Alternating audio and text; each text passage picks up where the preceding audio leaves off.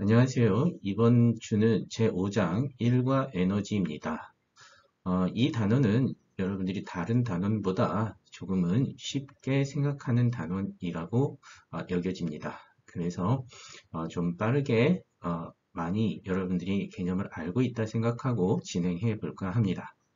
첫 번째는 일의 정의를 하고 두 번째는 그 일과 에너지의 관계를 갖다가 알아봅니다.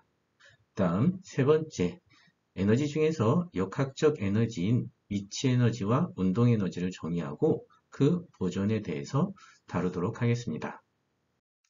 자, 여러분들이 얼마나 일과 에너지에 대한 개념을 가지고 있는지 스스로 한번 확인해 보기 바랍니다. 자, 첫 번째, 어떤 물체에 힘이 가했을 때 물체가 이동하지 않으면 힘이 해준 일은 0이다. 이것은 바로 뭡니까? 일의 정의죠. 자, 일의 정의가 어떻게 되고 그 크기는 어떻게 되는지 여러분들이 기억해 주시면 답이 나올 것입니다. 두 번째, 어떤 물체에 가해준 힘의 방향과 물체가 이동하는 방향이 서로 수직이면 힘이 해준 일의 크기가 최대이다. 최대일까요? 최소일까요? 네, 1번과 2번은 같은 문제이죠. 네, 일의 크기는 어떻게 정의되는가에 대한 이야기였어요. 자, 결국 1번은 맞고 2번은 틀리죠. 그 다음 3번. 일은 항상 양수로만 존재한다. 자, 일은 스칼라 값이죠. 그래서 항상 양수로만 존재할까요? 아니면 스칼라 값이라도 음수를 표현할 수 있을까요? 여러분들 이것은 강의를 통해서 한번 다시 체크해 보기 바랍니다. 그 다음 네 번째, 어떤 물체에 힘을 가해 일을 해주면 그 물체는 일을 할 수 있는 능력을 갖게 된다. 자, 이 네 번째, 이 문장이 저는 굉장히 좋아하는 문장입니다. 일과 에너지의 관계. 일을 정의할 때 에너지의 변화로 정의하는 것도 굉장히 좋습니다. 자, 일을 가해줘서 일을 받은 물체는 그만큼 에너지가 변화하게 된다는 일과 에너지의 관계이죠. 그 다음 5번. 총 에너지는 항상 보존된다. 네, 총 에너지.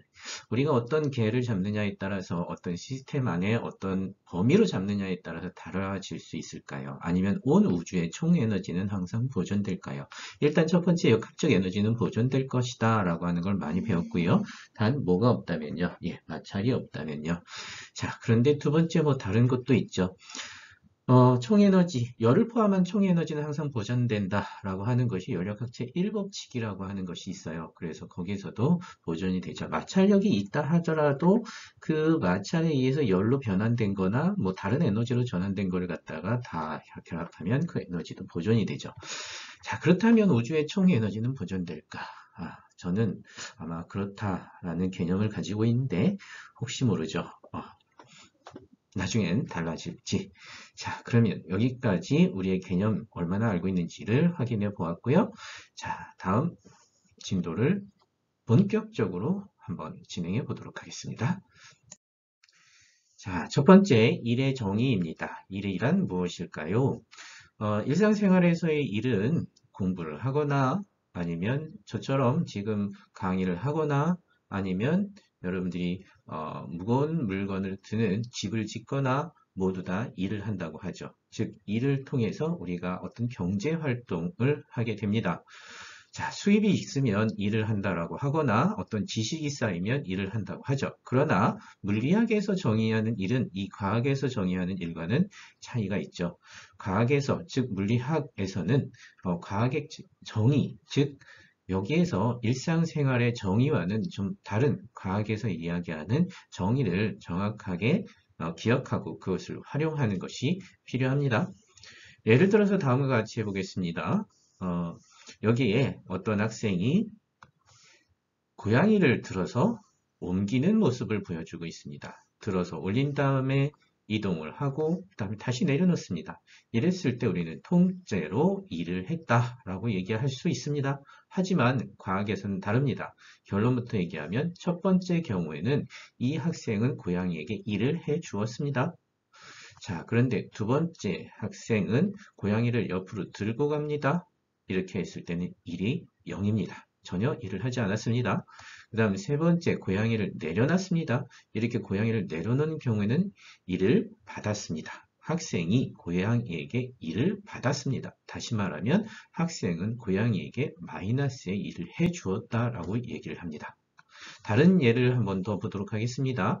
여기에 있는 선수는 역도를 엄청난 힘을 주어서 지금 들고 버티고 있습니다. 그러면 이 역도 선수는 현재 일을 하고 있을까요?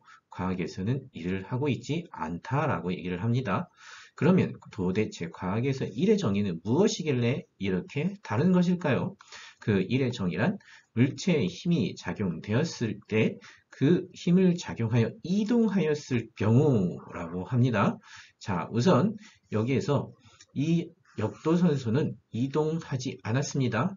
즉, 이동하는 거리를 d라고 했을 때 d가 0인 경우 얘는 일을 하지 않았다라고 얘기를 합니다. 힘은 가했지만요.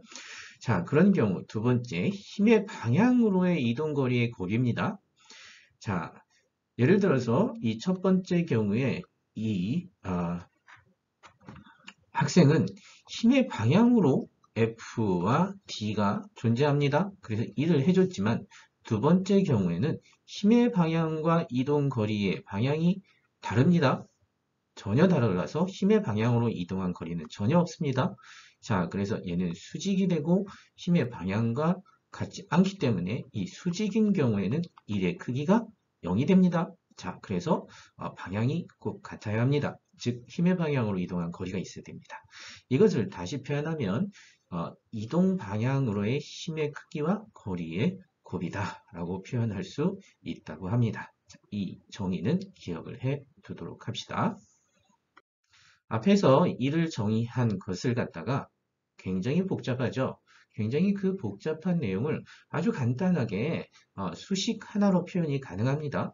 그래서 그 수식은 뭐냐? W는 Fs, 1의 양은 힘과 거리의 스칼라 곱이다.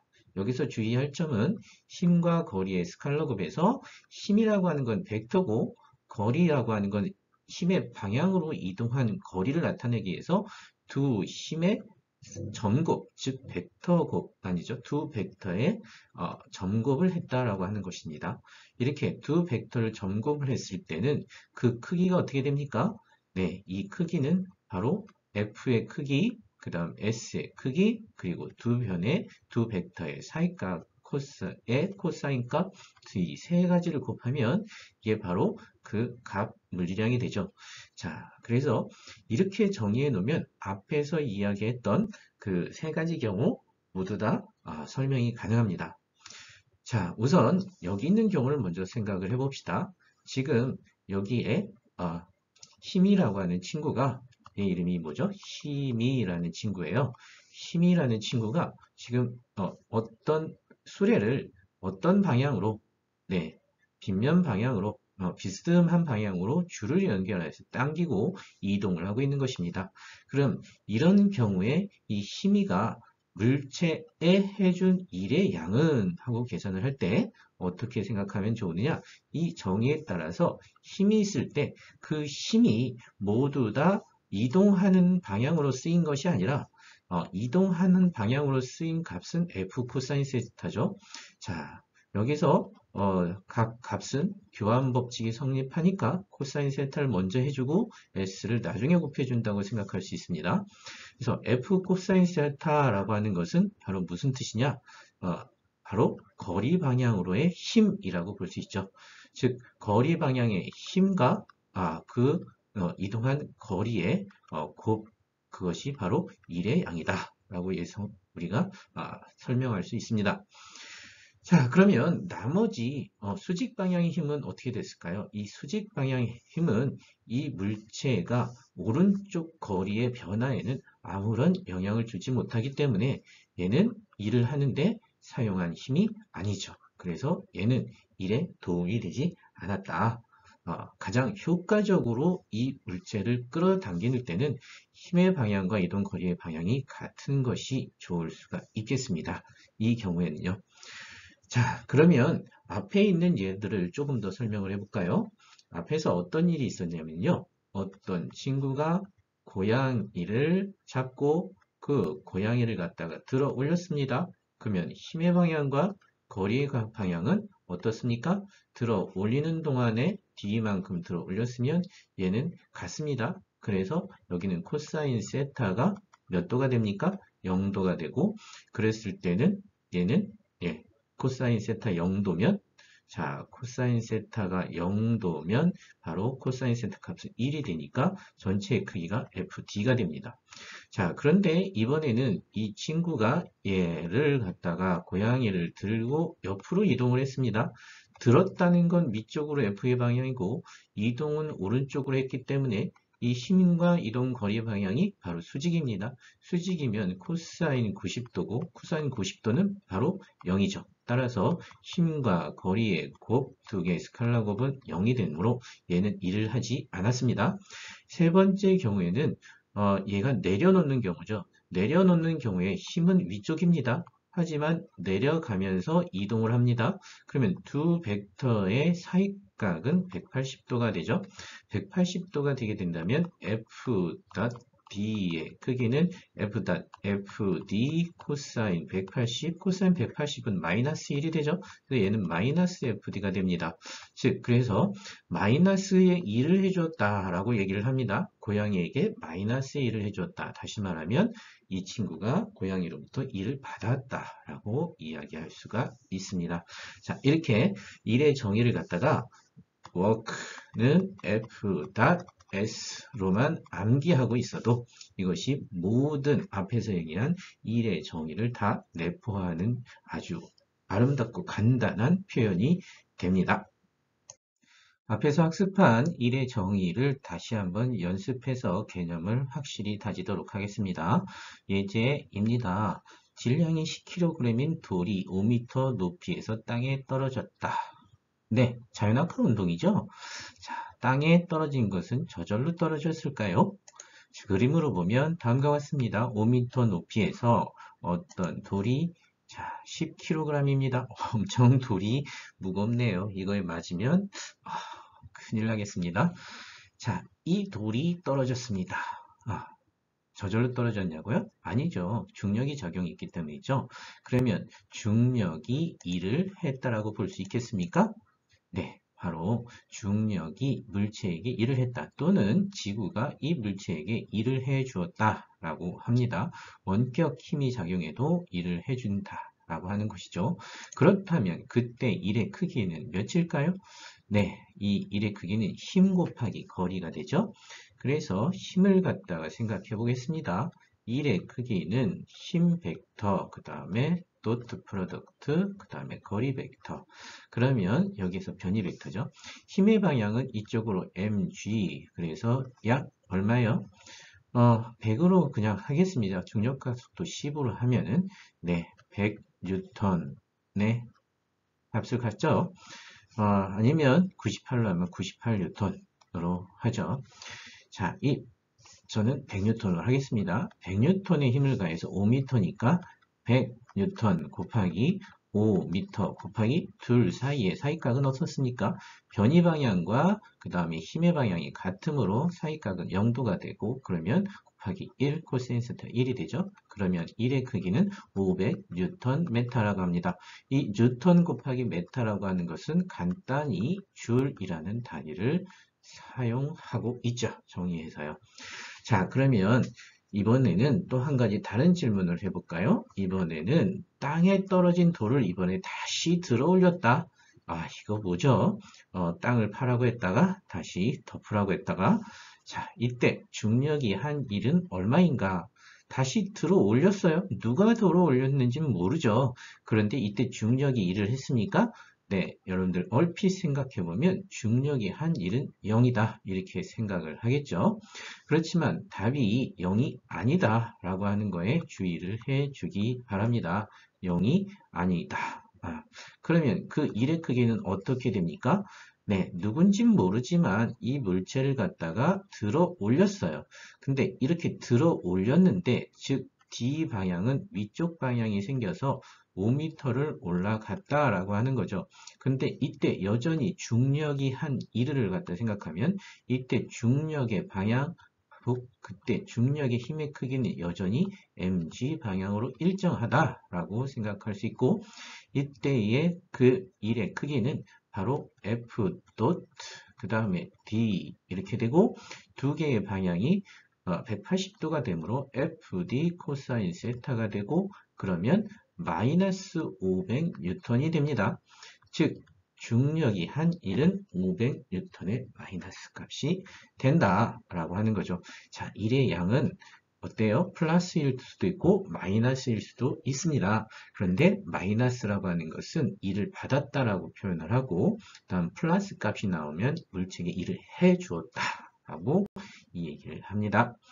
자, 그러면 이제 다음 어떤 예제를 풀어볼까요? 네, 비스만 각도로 이번에는 샘이라고 하는 친구가 물체를 끌어당기고 있네요. 그런데 60도의 각도로 100N의 힘으로 50m를 끌어올렸대요. 그럼 50m를 끌었으면은 이쪽 방향으로 50m를 가겠죠? 그것은 D의 방향이 이쪽 방향, X방향이다. 그런데 힘의 방향은 어때요? 힘의 방향은 60도 방향이다. 그랬을 때 해준 1, 사람이 2, 샘이라고 하는 친구가 수레에 해준 일은 얼마가 되겠습니까? 라고 했을 때 어떻게 한다고요? FD 코사인 세타를 사용하게 되죠. 코사인 60도는 2분의 1 따라서 힘의 크기 100 곱하기 이동거리 50 곱하기 그 다음에 힘까지 아니 코사인 세타까지 하면 바로 2500J이 되죠. 자, 이렇게 그 비스만 각도일 때는 힘의 방향으로 이동을 하지 않은 경우 바로 그 이동 거리 방향의 힘만을 생각해 둔다. 그래서 F 코사인 세타의 값을 써준다 라고 하는 것 기억해 주시고 이때 중력이 한 1을 두 번째는 물어보고 있습니다. 중력이 한 1이다. 그러면 한번 생각해 볼까요? 중력이 한 1은 어떨까요? 0일까요? 아닐까요? 물체가 놓여 있을 때 중력은 이쪽으로 작용을 하고 있죠. 하지만 변이 방향은 이쪽을 향하고 있습니다. 그러면 두 가지의 방향은 바로 수직한 90도의 방향을 갖고 있기 때문에 얘는 코사인 세타를 하게 되면 0이 돼서 이때 1의 양은 0이 되겠죠.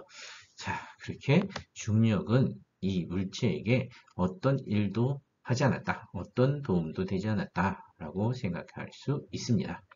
자, 이번에는 좀 특이한 경우의 일에 대해서 알아보도록 합니다. 바로 빗면을 이용한다라고 하는 거죠. 어떤 물체, 무거운 물체가 있을 때 얘를 갖다가 수직 방향으로 들어올리는 건 엄청 힘이 들죠. 하지만 빗면을 통해서 끌어올리게 되면 그 빗면의 각도의 비율만큼 우리가 힘에는 이득이 있습니다. 즉 적은 힘으로도 얘를 끌어당길 수 있다는 얘기죠. 다만 어떤 것이 더 안 좋습니까? 네, 수직으로 들어올리는 것보다 자, 빗면을 들어올리는 것이 더 많이 끌어당겨야 한다는 거죠. 이동 거리가 길어진다는 것입니다. 그래서 결국은 쌤쌤이다 이렇게 생각할 수 있는데 정확히 그렇게 되는지를 확인해 보겠습니다. 먼저 수직으로 들어올리는 힘이 한 1을 갖다가 계산해 보면 힘과 힘의 이동거리 방향이 동일하죠. 근데 얼마만큼의 힘을 주면 얘가 들어올립니까? 네, 이 물체의 무게와 같은 크기의 힘에 주게 되면 얘를 들어올릴 수 있죠. 결과적으로 힘이 한 1은 mg 곱하기 h가 됩니다. 힘의 방향과 이동 변이의 방향이 동일하기 때문에 단순히 mgh로 쓰여집니다. 그러면 두 번째 경사면으로 들어올렸다라고 하면 얼마만큼의 일을 했습니까? 마찬가지로 힘 곱하기 거리를 하게 되는데 이때 그 힘의 크기는 바로 mg가 되지는 않죠.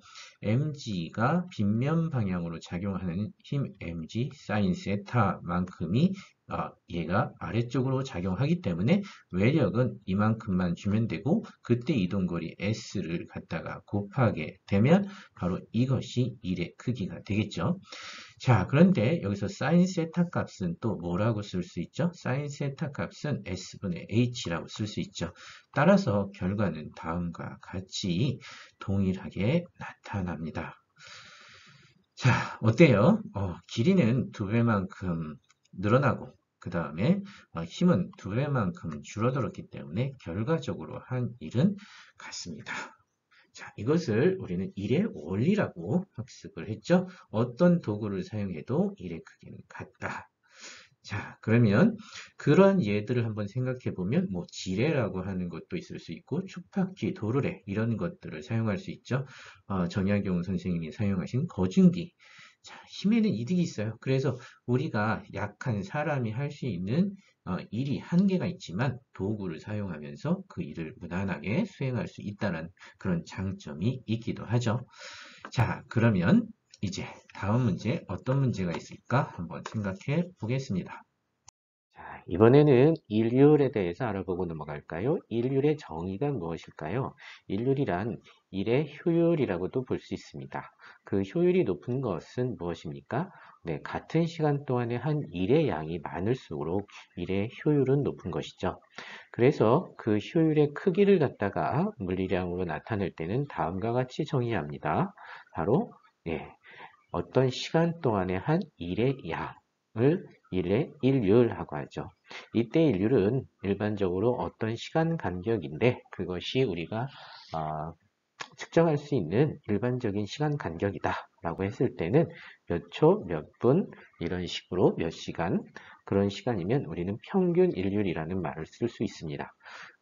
그렇다면 순간적으로 지금 이 순간에 하는 일률은 어떨까라고 하는 것은 순간 일률이라고 하죠.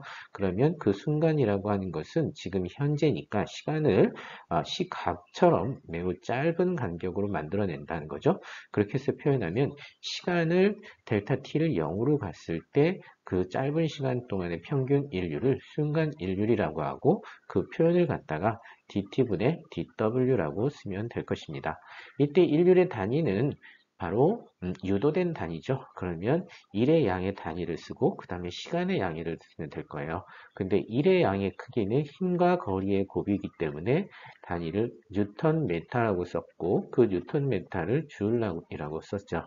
그러면 바로 일의 효율은 그 줄을 갖다가 다시 시간으로 나눈 것입니다. 그래서 줄 퍼 세컨이라고 하고 이 줄 퍼 세컨을 갖다가 1와트라고 하는 유명한 과학자죠. 발명가이가 과학자 이름을 따서 1와트라는 말을 일의 단위라고 쓰고 있습니다. 자, 그러면 두 번째 좀 특이한 경우죠. 등속도로 운동하는 물체에 작용한 힘이 한 일의 일률이다. 등속도로 물체에 작용한 힘. 자, 등속도로 운동한다면 관성의 법칙에 따라서 힘이 없어야 하죠. 그런데 마찰력이 있고 그때 마찰력과 운동 마찰력이 있죠. 외부의 한 힘의 크기가 같다면 이것은 등속 운동을 할 수 있습니다. 이렇게 등속 운동을 할 때 외력이 한 일의 양 그것을 바라볼 수 있죠. 그때 그 일의 양은 분명히 있을 거예요. 거리가 있으니까. 그리고 그때 일률은 어떻게 표현할 수 있을까? 자, 등속 운동이다 라고 표현을 굳이 한 것은 이 속력과 관계가 있겠죠. 자, 이렇게 쓸 수 있습니다. 자, 일의 양은 시간분의 일 효율은 시간분의 일의 양이라고 했고, 그 시간분의 일의 양 중에서 일을 갖다가 힘과 거리의 곱이라고 쓸 수 있죠. 그런데 여기를 자세히 보세요. 시간과 바로 거리, 이 변화량은 곧 속력이라고 볼 수 있죠. 그래서 등속 운동을 하고 있는 물체의 일률이라고 하는 건 힘과 속력의 곱으로 일률을 표현할 수 있습니다. 자, 이것을 가끔 좀 특이해서 많이들 이야기하는 것으로 생각이 됩니다. 일률의 정의를 알았으니까 그 일률의 개념을 연습 문제를 통해서 다져보도록 합시다. 자, 이번 연습 문제는 자유낙하하는 물체를 가져왔습니다. 자유낙하하는 물체가 가장 많이 예로 나오는 것 같습니다. 어떤 물체의 질량이 1kg이었고 중력가속도 g에 의해서 내려오고 있다. 편의상 g는 10m/s 제곱이라고 하도록 합시다. 이때에 1초간 중력이 하는 평균 일률은 얼마입니까? 라고 하는 질문을 해보았습니다. 자, 1초 동안 얘가 이렇게 떨어질 거야. 떨어진다면 S는 2분의 1 GT 제곱으로 얘가 낙하한 거리를 알아볼 수 있죠. 거리를 알고 그 다음에 중력의 크기를 알 수 있죠. 중력의 크기는 mg이니까 아마 1.0 곱하기 10이니까 10N이 되겠죠.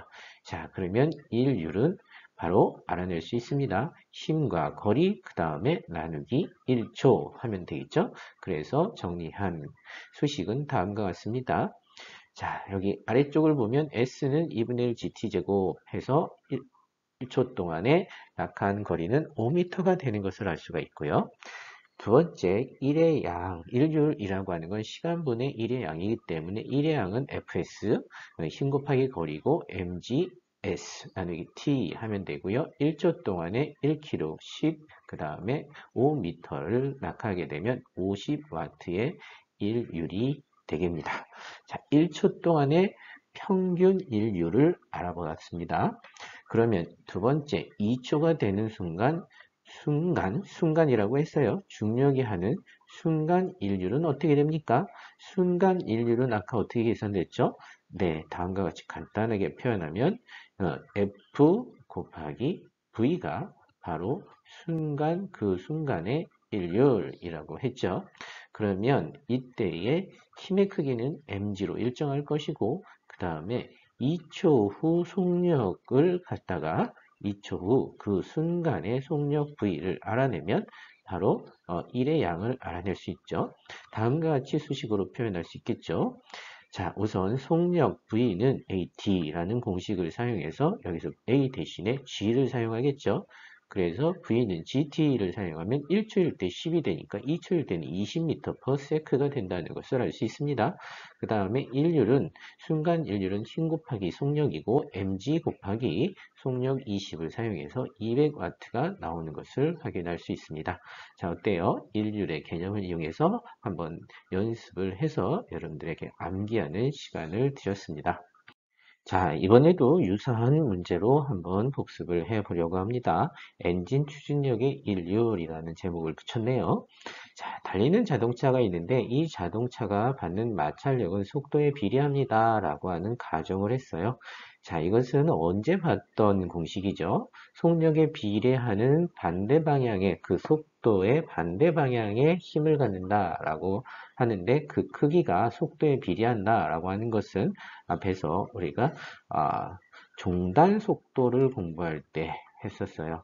일반적으로 공기 중에서 어떤 물체가 떨어질 때 그 공기 중에 공기 분자들과 마찰, 즉 부딪힘으로 인해서 우리가 속력이 빨라지면 빨라질수록 부딪힘이 활발해지고 많아지기 때문에 바로 마찰력도 커진다. 그것을 그대로 가져와서 사용했네요. 자, 속력에 비례하는 힘, 마찰력을 갖는다. 이때에 자동차가 일정 가속도 V0라는 속력으로 달린다고 했을 때 엔진의 힘이 하는 인율은 얼마입니까? 자, 방금 등속 운동이라고 했나요? 이 순간에는 일정한 속력, 등속 운동이라고 했네요. 일정한 속력 V0로 달리고 있다. 자, 그러면 등속 운동할 때 일율 하라고 하는 것은 아까 학습을 했었죠. 일율, 순간 일율은 힘 곱하기 그때의 속력의 크기다. 자, 그럼 이때의 속력의 크기는 얼마나 될까요? V0로 간다고 했으니까 V0를 쓰면 되겠고 이때의 힘은 얼마일까요? F의 B, 마이너스 B죠. B. 즉 마찰력의 크기가 마이너스 BV0라는 거죠. V에 비례하는데 현재 속력이 V0니까요. 그러면 얘가 등속 운동을 하려면 알짜 힘이 0에 되고 이때의 힘의 크기는 BV0가 되어야겠죠. 그래서 BV0 곱하기 V는 B의 V0 제곱이 답이 되겠습니다. 그래서 정답은 3번 한번 맞는지 같이 확인해 볼까요? 네. 추진력은 BV. 자, 반대 방향이니까 마찰력의 반대 방향으로 크기가 같다고 표현했고 이때의 일률은 BV0가 정답이었습니다.